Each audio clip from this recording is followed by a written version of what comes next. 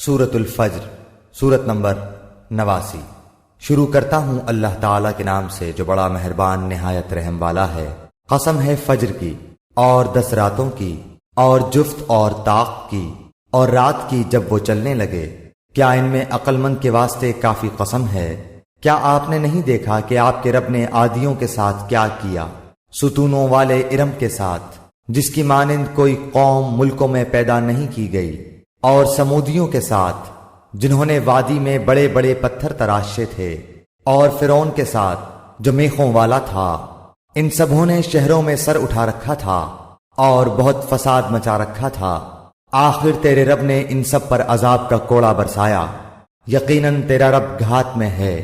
انسان کا یہ حال ہے کہ جب اسے اس کا رب آزماتا ہے اور عزت و نعمت دیتا ہے تو وہ کہنے لگتا ہے کہ میرے رب نے مجھے عزت دار بنایا، اور جب وہ اس کو آزماتا ہے، اس کی روزی تنگ کر دیتا ہے تو وہ کہنے لگتا ہے کہ میرے رب نے میری اہانت کی اور ذلیل کیا۔ ایسا ہرگز نہیں، بلکہ بات یہ ہے کہ تم ہی لوگ یتیموں کی عزت نہیں کرتے اور مسکینوں کے کھلانے کی ایک دوسرے کو ترغیب نہیں دیتے، اور مردوں کی میراث سمیٹ سمیٹ کر کھاتے ہو اور مال کو جی بھر کر عزیز رکھتے ہو۔